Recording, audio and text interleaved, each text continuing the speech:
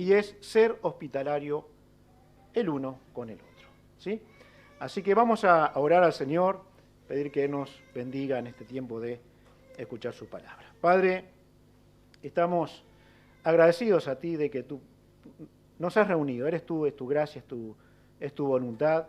Gracias por nuestros hermanos, Miguel, Vanessa, que nos visitan hoy. Es un honor para nosotros recibirlos, recordar cosas de muchos años atrás, así que sea para ellos también un tiempo de mucha bendición. Bendícenos al oír tu palabra sobre todas las cosas, tu nombre sea honrado, sea glorificado, que podamos adorarte con todo el corazón, que podamos pensar en las cosas que hacemos, decimos, en las cosas que pensamos, porque de eso se trata, mirar a tu palabra, vernos como en un espejo para ir acomodando cosas y afirmando otras que están como un mandamiento para nosotros. Oramos en el nombre de Jesús. Amén. Amén. Ser hospitalario, ser hospitalario. La palabra que usa el griego para esta palabra hospitalario es la palabra filoxenia. Y se usa en nuestro idioma, no esta, pero seguramente han escuchado la palabra, ahora no me acuerdo cómo era, pero cuando uno no quiere al extranjero. ¿Cómo es? Xenofobia. Xenofobia. ¿No? ¿La han escuchado? ¿Sí? Muy bien. Esto es filoxenia y tiene que ver con esto también. Y es justamente amar al extraño, amar al extranjero. De eso se trata, ¿sí? Cuando nosotros miramos las cosas que ocurren en este tiempo en el mundo, que han ocurrido en otros tiempos también, escuchamos de todo un poco en la vida de las ciudades, de las personas. Por ejemplo, si un extranjero o muchos vinieran a nuestro país, siempre va a haber uno que diga, nos venís a sacar el trabajo. ¿No? Pero cuando vamos nosotros a otro país, ¿por qué nos dicen que le sacamos el trabajo a ellos, no?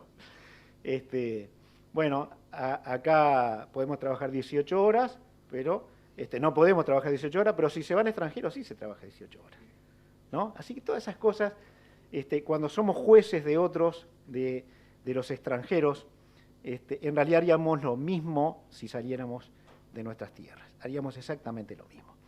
Así que Dios nos enseña y nos manda, por lo tanto es una obligación, amar al extraño, y esta es la palabra hospitalario, ¿sí?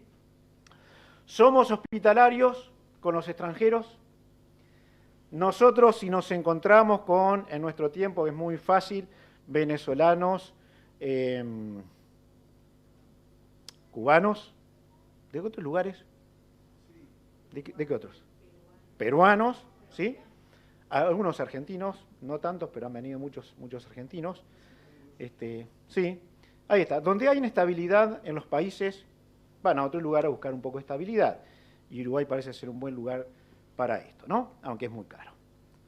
Protesta. Pero le damos la bienvenida a esas personas. Miren, capaz que nos están sacando el trabajo. Pero Dios nos enseña a darles la bienvenida. Y Dios nos enseña a nosotros, como hijos de Dios, a ser hospitalarios entre nosotros. Hacerlo de verdad. Cuando la gracia de Dios permitió que nosotros comenzáramos la obra aquí, en la zona del cerro, tuvimos 3 familias que fueron hospitalarias con nosotros. No éramos de la casa, éramos extraños a la casa. No vivíamos con ellos. Y capaz que algún tiempito que convivimos allí, capaz que nos quisieron sacar, ¿no? No pasa eso. Pero un extraño es un extraño. Quien no está en la casa es un extraño, ¿sí? Pero amaron a los extranjeros, a los extraños. Nos amaron para poder comenzar la obra aquí, en este lugar. En Romanos 12, versículo 13, Romanos 12, 13,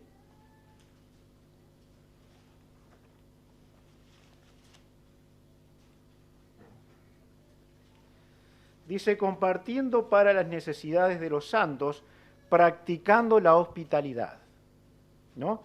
Así que la hospitalidad no tiene solo que ver con recibir a alguien en casa, tiene que ver en cómo nos comportamos con las necesidades de nuestros hermanos. ¿Cómo nos comportamos? ¿Recuerdan? Bueno, ayer nuestro hermano estuvo mirando un poco, enseñándonos un poco de eso en la reunión de jóvenes. ¿Dónde anda Nahuel? Ah, ya está Nahuel. Bien, nos estuvo enseñando acerca de esto, ¿no? Si entra un rico, lo tratamos bien. Si entra un pobre andrajoso, dice literalmente una de las versiones, entonces, mira, ponete en un rinconcito porque nos dejas pegados, ¿no?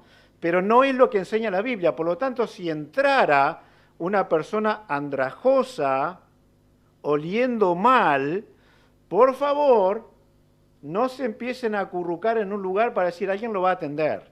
Usted tiene la responsabilidad. Usted que huele bien va a tener que oler un ratito mal. ¿Por qué? Porque Dios lo dice. Porque Dios lo dice. ¿Se detendría usted en la calle a hablar con alguien que metió su cabeza en una volqueta para sacar algo de comer? ¿Se detendría a hablarle de Cristo? Huele mal, pero olíamos a podrido antes de conocer a Cristo. Nuestra alma estaba condenada para siempre. No nos creamos mejores. Éramos eso. Éramos eso. Pero Dios nos pide que seamos hospitalarios. ¿Se acercaría usted a darle, toma, esto es para vos, toma, no me toques? ¿Bien? Jesús no hizo eso. ¿Recuerdan lo que hizo Jesús? Tocó a los leprosos. No digamos decir, Él es Dios, no le iba a pasar nada. Lo hizo. Vino a este mundo a vivir la pobreza y la miseria que los hombres vivimos. Así que sean hospitalarios unos con otros. Cuando hay necesidades, si tú tienes abrigo y le dices, bueno, Dios te va a proveer, la gracia de Dios te provea, y tienes un abrigo para dar y no se lo das, no eres hospitalario. No estás viendo las necesidades de otros. Primera de Pedro, pero vamos a ver algo más. Hebreos 13:2. Hebreos 13:2.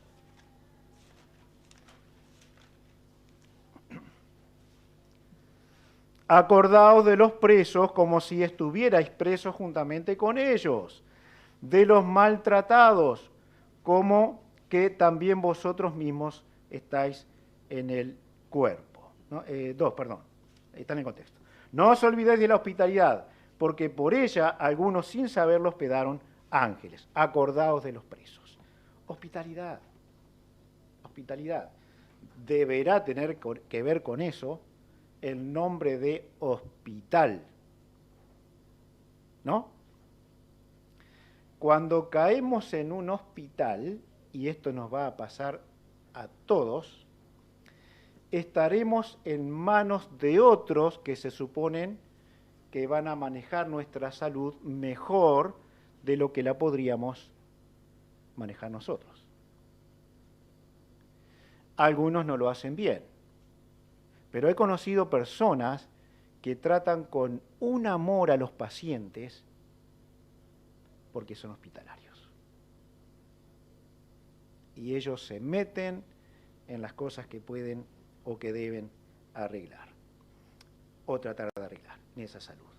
Así que acordémonos de los presos, cristianos que estuvieron presos, perseguidos, maltratados por Cristo. Y hoy en día esto ocurre. Y hay gente en países que están complicados, hermanos nuestros que están en sufrimiento, que no podemos hacer mucho a la distancia, pero podemos recordarlos en nuestra oración. Primera de Pedro 4:9. Algunos versículos ya van a estar en la pantalla o escritos o tal vez incluso se puedan leer. Primera de Pedro 4:9. Hospedaos los unos a los otros sin murmuraciones. ¿No? Cuando habla de esto, justamente habla de ese hospedar a personas que están en tránsito, que son cristianos, que tienen recomendaciones, en aquel tiempo se usaba esto. Bueno, el cuidado que tenemos que tener nosotros es, no vamos a meter cualquier desconocido en casa, ¿no? Hay que tener cuidado. Así que habrá un buen rato de parlamento con la persona, y usted de dónde viene, bueno, déjeme averiguar, lo que fuera para asegurarnos de que la persona viene en buena intención. Lo que sí sabemos es que una vez que hospedemos, no podemos quejarnos, porque debemos hacerlo sin murmuración. 1 Timoteo 3:2.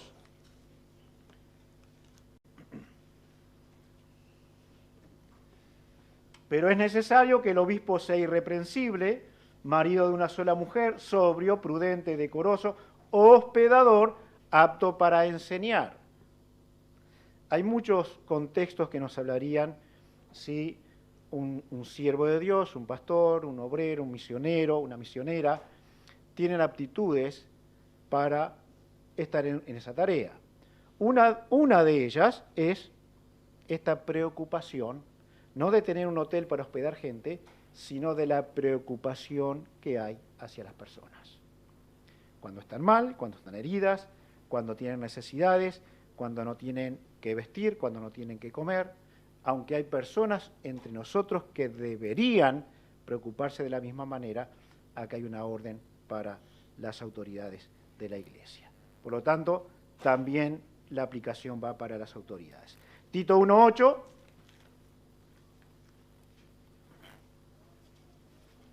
Habla otra vez, versículo 7, del obispo, y dice, sino hospedador.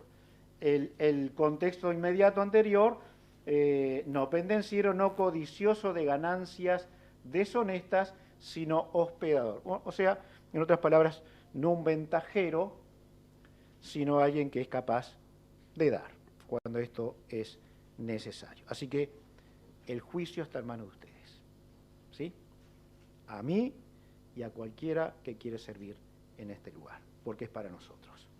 Hermanos, dar la bienvenida a casa o a la hospitalidad es una oportunidad de amistad con el extraño. Y estas son demostraciones de amor práctico. Esto es lo que Dios nos ordena. Hospedadores hospitalarios preocupados por el bien de otros. Otra vez, esta situación es ocasional, no es permanente. No es permanente. No es que todos nosotros, digamos, para ser hospitalarios, tenemos que traer a alguien a vivir a casa. No es eso. Hospitalario es algo transitorio, algo que va a terminar en un momento. Algunos de los cuidados. Proverbios 25:17, si alguien puede, por favor, buscar rápidamente para leerlo, me dice rápidamente que lo tiene. Proverbios 25:17 y 27:10, alguien más. ¿Quién busca el primero? Muy bien. Nahuel, por favor. 27:10 después, alguien que lo tenga, por favor, ya se prepara. ¿Sí, Nahuel? 25:17. 25:17. Detén tu pie de la casa de tu vecino, no sea que hastiado de ti lo aborrezca. Muy bien. 27:10, ¿alguien más? Bien. No dejes a tu amigo ni al amigo de tu padre, y vayas a la casa de tu hermano en el día de tu aflicción. Mejor es el vecino cerca que el hermano lejos. Muy bien. Aquí tenemos algunos indicios para decir, esto no es permanente, ¿no? No es permanente. Cuando alguien quiere ser hospitalario, tiene que tener ciertos cuidados. Ser hospitalario nunca es un permiso para abusar de la hospitalidad. ¿Sí?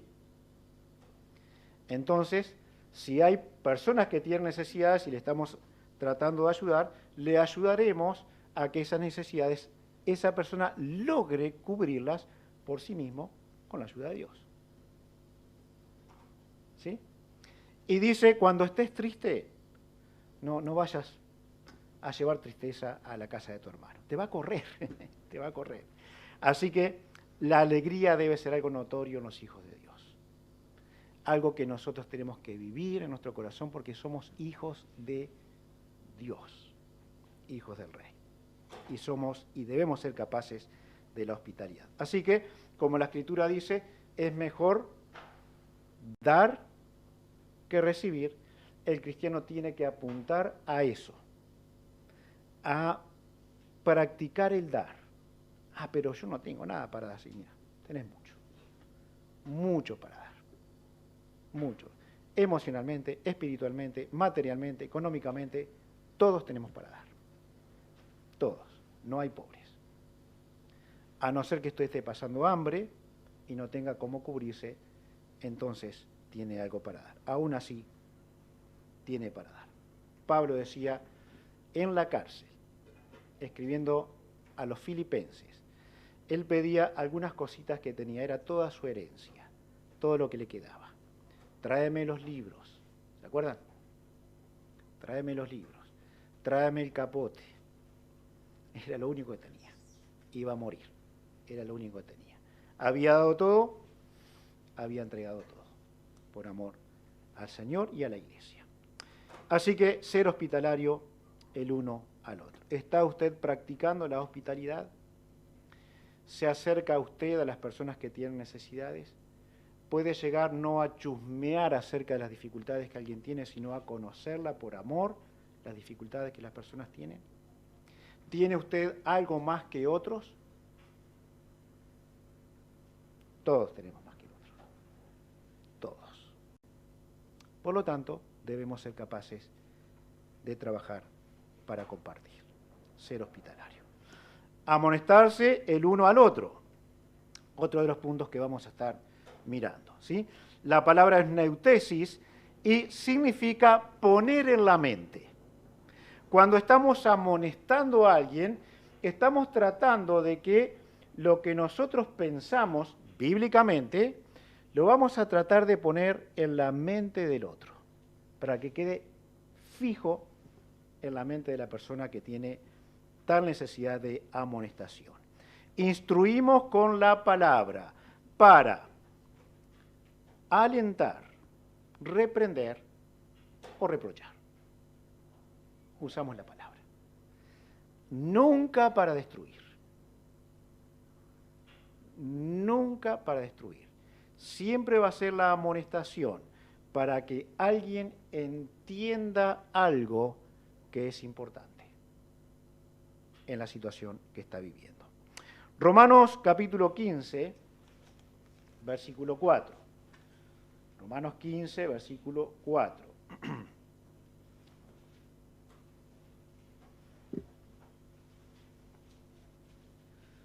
Dice de la Escritura, porque las cosas que se escribieron antes, para nuestra enseñanza se escribieron, a fin de que por la paciencia y la consolación de la Escritura tengamos esperanza. Unos a otros haciendo algo para la gloria de Dios. Les leí el 14, vamos a pasar al 14. Pero estoy seguro, hermanos míos, de que vosotros mismos estáis llenos de toda bondad, llenos de todo conocimiento, de tal manera que podéis amonestaros los unos a los otros. Tomamos la Escritura, ellos tenían solo el Antiguo Testamento, ¿no? Así que dice, las cosas que se escribieron fueron escritas para esto.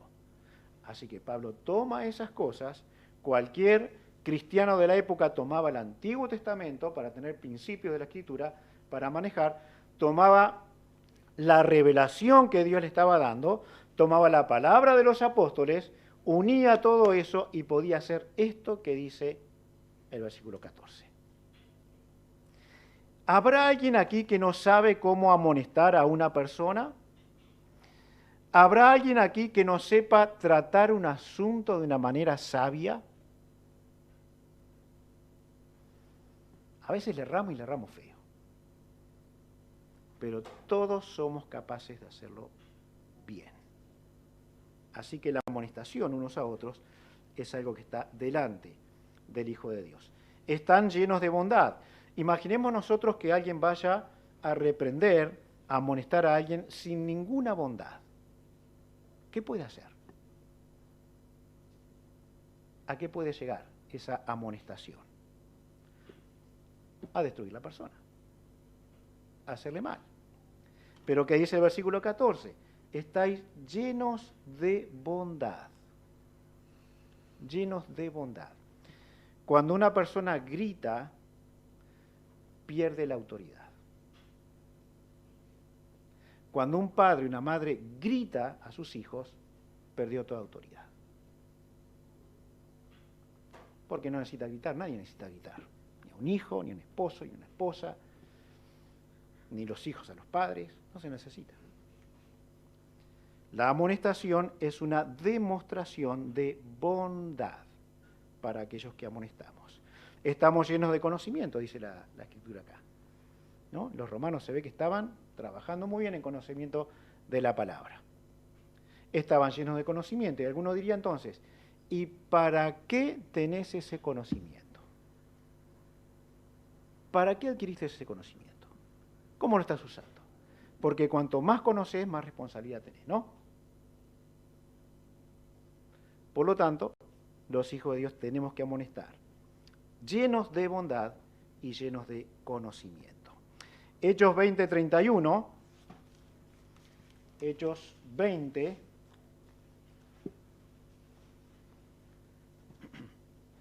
miren cómo Pablo amonestaba. Y lo que dice Pablo aquí tiene más fuerza que una paliza, ¿no? Aunque cuando se merece una paliza, un niño, un adolescente, hay que dársela. 31. Por tanto, velad acordándoos que por 3 años, de día y de noche, no he cesado de amonestar con lágrimas a cada uno. ¿Se imaginan ustedes a alguien llorando y gritando de rabia contra aquel que está amonestando? No pareciera ser el caso de Pablo. Estaba lleno de amor, lleno de bondad, no queriendo destruir a esos hermanos a los que le está aconsejando aquí. Les amonestaba con lágrimas. Y cuando alguien sea capaz de llorar delante de nosotros por una situación que estemos viviendo y llorar con mucho amor, eso va a pegar más fuerte que los gritos y que las palizas. Así que debemos y necesitamos ser tan tiernos como Pablo lo era. Primero a los Corintios 4:14. 4:14. No escribo esto para avergonzaros, sino para amonestaros como a hijos míos amados. No para avergonzaros. No, esto no debería ocurrir. No disciplinamos, o no deberíamos, o no debimos disciplinar a nuestros hijos de tal manera que lo avergonzaríamos delante de las personas. No deberíamos decirle a nuestros hijos palabras sucias. No deberíamos siquiera enojarnos cuando disciplinamos. No deberíamos. Aquí Pablo, estamos en 4:14, ¿verdad? Escribe, pero no para hacerlos pasar vergüenza. ¿Alguna vez se ha sentido usted avergonzado de algo que alguien dijo de usted delante de otras personas? A todos nos ha pasado. Y seguramente, lamentablemente, lo he hecho con alguna persona, tal vez con alguno de ustedes. Pero no es la forma. No es la forma. No lo hacía Pablo así. No les escribo para que pasen vergüenza. Les estoy escribiendo porque les amo, porque son mis hijos amados. ¿Sí? Capaz que tendríamos que vernos unos y otros como hijos amados, capaces de hacerlo con mucho amor. No destruyas, no es la razón. La amonestación es para que nosotros podamos ayudar a otros, La amonestación, antes que humillar a otros, sirve para humillarnos a nosotros mismos. Algo así estaba Nahuel ayer enseñando, ¿no? Que algo que parece hacer un efecto tiene que hacer un efecto en mí. En mí tiene que hacerlo. Bueno, dice que somos capaces de amonestarnos unos a otros. Ahora, si yo voy a amonestar a alguien haciéndole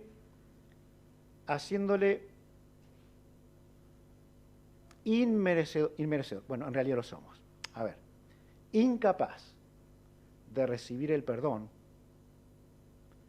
nos hemos puesto en el lugar de Dios.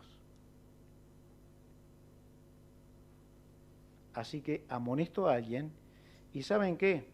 Si yo no me miro, no me observo a mí mismo, seguramente voy a ser un juez. Voy a liquidar al otro. ¿Necesita amonestación? Sí, pero no como la que usamos comúnmente. Tiene que ser llena de amor, llena de conocimiento. Si no me humillo al amonestar, probablemente no realizaré la mejor amonestación. Porque lo mismo que yo reprocho, con dureza, con firmeza, hirientemente, más tarde o más temprano, si no en el mismo momento, me va a jugar en contra. Y eso va a pasar. Eso va a pasar. Así que tengamos cuidado. Colosenses 1:28. 1:28.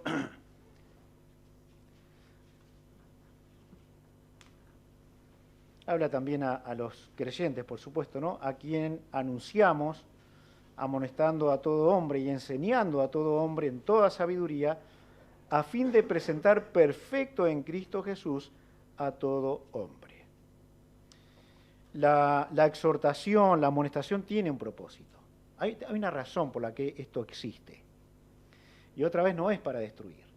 Pablo, como siervo de Dios, quería que esos creyentes a los que él trataba, la meta fuera llegaran perfectos delante de Cristo. Así que la meta que debemos procurar al exhortar, al amonestar a cualquier persona, es en bases correctas y con propósito. Si yo amonesto sin ningún propósito, el resultado no va a aparecer, ¿no? Solo la gracia de Dios. Pablo tenía el propósito de que todo hombre fuera perfecto delante de Cristo. Estamos en Colosenses, ahora 3:16. 3:16. La palabra de Cristo mora en abundancia en vosotros, enseñándoos y exhortándoos unos a otros, en toda sabiduría, cantando con gracia en vuestros corazones al Señor con salmos e himnos y cánticos espirituales. Así que exhortándoos unos a otros. La palabra mora en vosotros. O sea, no sacamos la palabra, por el contrario, de una exhortación. Hay razones por las que se hace. Es porque Dios quiere. Hemos hablado con algunos hermanos de esto. Cuando un padre que debe hacerlo castiga a su hijo por alguna razón que por supuesto que es pecaminosa, ese padre va a tomar a su hijo en brazos y le va a decir: yo te castigo porque te amo. Yo te castigo porque Dios me da la orden. Te castigo porque si no lo hago, no te estoy amando. Esas son cosas que el hijo debe saber. Y cuando ese hijo recibió el castigo, lo más probable es que va a volver a abrazar a su padre. Eso es lo que hace Dios. Eso es lo que hizo Pablo. Amonestando, exhortando a las personas. Si quieren anotarlo, si alguno está anotando, 1 Tesalonicenses 5:12 y 14, segunda a los Tesalonicenses 3:15 también. Se exhorta de parte de los que tienen autoridad, se exhorta a los ociosos, o se amonesta, Y aún un disciplinado se sigue tratando con exhortación para ser traído de nuevo al redil. Cuando la iglesia disciplina a una persona, no es para destruirla, no es la finalidad. La finalidad es que se arrepienta. Si no se arrepiente, se va a destruir solo, porque la iglesia no va a dar su protección, Dios no va a dar su protección, será entregado al diablo, como dice la Escritura, en 1 Corintios 5, y bueno, se va a quedar sin muchas bendiciones, no va a ser parte nuestra una persona disciplinada, pero ¿saben qué? Nunca un disciplinado puede quedar sin la posible exhortación. Eso nunca. Así que encontramos algún disciplinado y cruzamos la vereda y vamos con el otro y decimos, este lo echamos de la iglesia. ¿No? A este lo disciplinamos. A este no podemos ni saludarlo. Con este ni hablar. ¿Dónde sacaron eso? Porque la Biblia dice en estos versículos que le he citado nada más, que aún el que está apartado tiene que ser exhortado, porque vamos a tener oportunidades, no de cruzar la vereda, de cruzarnos con él, para decirle te amo y me encantaría que volvieras al camino de Cristo. Esa es la razón de la disciplina. Dios se va a encargar de destruirlo si esto va o debe ocurrir, pero no nosotros. El tacto amoroso, cuidado como hablamos a las personas, con la palabra pondrá en la mente del aconsejado, del exhortado, del amonestado, los medios para alcanzar la conducta que agrada a Dios. Y seamos honestos en estas cosas. Los pastores tenemos algún poder. Y si queremos usarlo, lo podemos usar mal.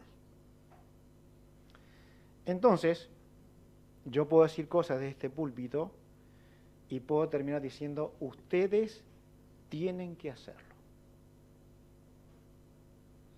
Y lo que va a pasar es que el siguiente domingo voy a estar solo. Ni mi esposa va a venir. Porque en realidad la Biblia nos obliga, pero es la Biblia, es Dios que nos obliga. Nosotros podemos tomar ciertas medidas que son bíblicas, como la disciplina, pero no podemos forzar a las personas a que hagan algo que no quieren hacer. Entonces, si está haciendo algo pecaminoso, tenemos que actuar en disciplina, en ayudarle para que deje el pecado. Pero en realidad es muy difícil obligar a alguien. Sin embargo, todos sabemos que hay líderes por todos lados, espero no ser uno de ellos, que dice, tienen que hacer esto, ¿y qué hace la gente? Lo hace. ¿Por qué? ¿Por qué? Bueno, a veces me gustaría tener un poquito de ese poder. Poquito. Y usarlo bien.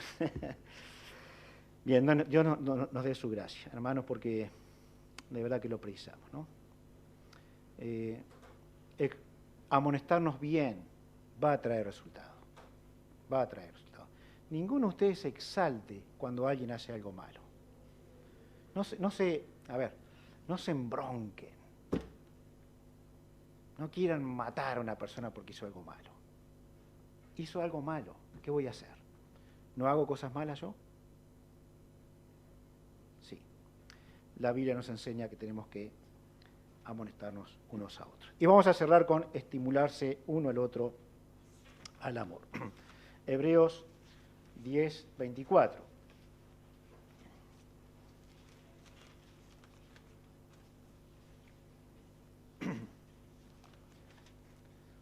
Hebreos 10, 24. Vamos a leerlo. Y considerémonos unos a otros para estimularnos al amor y a las buenas obras, no dejando de congregarnos como algunos tienen por costumbre, sino exhortándonos, y tanto más cuando ves que aquel día se acerca. Así que considerarnos, estimularnos al amor y a las buenas obras, y una de las buenas cosas que ayuda a esto es congregarnos,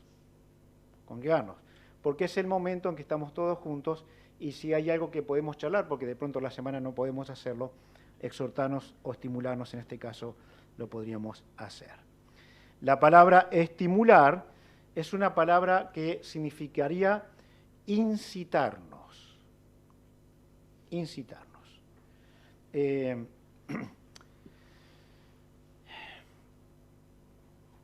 Hay casos de incitación en la Escritura, incitaciones por el diablo, probablemente la incitación de la tentación de el diablo a Eva en el huerto del Edén. En algún momento, creo que era David que hablaba de la incitación. Si Dios está incitado a esto, creo que era esto, ¿no? Este primer libro de Samuel. Si Dios está incitado a esto, lo voy a recibir, ¿no? Pero Saúl estaba mal contra David. Pero David todavía decía, bueno, si Dios te está incitando a esto, lo voy a aceptar, ¿no? En este caso es algo muy positivo, muy positivo. Incitarnos, y tiene la fuerza de una discusión esta palabra, ¿sí? ¿Vieron cuando hacemos lo que no tenemos que hacer? Que hay una diferencia y empezamos a discutir eso que no tenemos que hacer. Bueno, esa fuerza tiene. ¿Por qué discutimos en una manera grosera y no usamos esa fuerza para estimularnos, incitarnos a cosas buenas? ¿No? Porque somos pecadores. Eso es lo que ocurre.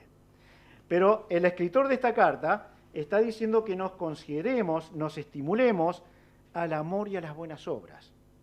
Por lo tanto, en una discusión negativa, si la aplicamos, alguien diría a otro que no le está demostrando amor, amame, te digo, te voy a pelear hasta que me ames. Te incito a que me ames. Y esto no es tan común, cuando debería ser lo más normal entre nosotros. El mundo se ama. Hay gente en el mundo que se ama. ¿Sí? Ellos siempre quieren encontrarse. Siempre quieren verse. Así que se van a un baile, se van a drogar, se van a emborrachar, se van con mujeres, se van con hombres. Ellos se incitan a un amor pecaminoso, engañoso. Y el cristiano debe tomar ese terrible ejemplo del mundo para ponerlo en su lugar. ¿Amás o no amás? ¿Estás siendo estimulado a amar? ¿Estás estimulando a otros a amar? ¿Estás trabajando para ganarte el amor? Debería ser algo normal en nosotros. Provocarnos a hacer lo correcto unos a otros. ¿Por qué? Porque no hay amor sin acciones correctas. Y podemos simular muy bien que estamos haciendo algo que está bien y en el fondo y en el alma está mal. Tenemos que ser muy sinceros, muy honestos. Así que lo lamentable que nos puede pasar es que alguien entre nosotros no sea amado, ¿no? Y lo triste entre nosotros es que alguien no ame. No demuestre amor. No le importa el otro. Solo soy yo. Yo soy el rey. Yo soy la reina. Todos tienen que darme atención, cuando no es eso lo que enseña la palabra de Dios. Considerémonos, quiere decir pensar, entender, comprender plenamente. No sea desconsiderado con el hermano porque es uno de nosotros. Es uno de nosotros. ¿Considera usted a su hermano? ¿Le considera? ¿Realmente le considera? ¿Está usted considerando a cada persona de esta congregación, cada una? A Miguel y a Vanessa no. ¿Estamos realmente pensando el uno en el otro? ¿Estamos pensando acercarnos el uno al otro? ¿Conocernos un poquito más? A ver si se hace el milagro de que se cumpla el mandamiento de Dios. Al fin, el mundo conocerá que sois mis discípulos si os amáis los unos a los otros. ¿Lo conocemos ese versículo? ¿Sí? Vívalo. Porque saberlo no sirve para nada. Le condena. Le condena. Así que busque a sus hermanos. No se quede esperando que todo el mundo se acerque a usted. Levántese y vaya a sus hermanos. Trate de conocerlos, porque esta es su familia. Porque la familia sin Cristo, que es su familia, no le trata tan bien. No le va a tratar tan bien. Así que vaya a los que un día le van a recibir y le van a acompañar. Vamos a orar. Te damos gracias, nuestro Dios. Queremos pensar en que estamos correctos en hablar de esta manera y en expresar de esta manera. Si no es así, tú me ayudes a hacerlo bien y mis hermanos me lo muestren. Oro que los miembros de esta iglesia, cada uno que se congrega, cada uno que visita, se sienta como en familia entre nosotros. Y si nuestro carácter no nos permite acercarnos, entonces no nos va a permitir amar. Y entonces nuestro carácter deberá cambiar. Ayúdanos a que esto ocurra. Que nos humillemos delante de Dios y delante de nuestros hermanos. Y si hay que pedir perdón, lo hagamos, para que podamos tener demostraciones de amor que te van a glorificar a ti. Bendice a tu pueblo. No hay nada como esto, Señor. Yo sé que no hay nada como este pueblo, el pueblo de Dios. Este mundo no nos ha ofrecido nada, pero Dios en Cristo nos ha ofrecido el pueblo de Dios.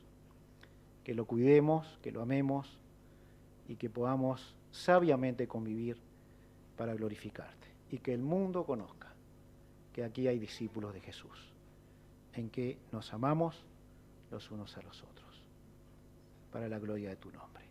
Pedimos que nos bendigas, que esta semana sea buena para nosotros, también aprendamos a amar a los perdidos y tengamos oportunidades para evangelizar y para hablar de Cristo con total libertad. Que tú nos des esa gracia. Oramos en el nombre del Señor Jesús. Amén. Amén.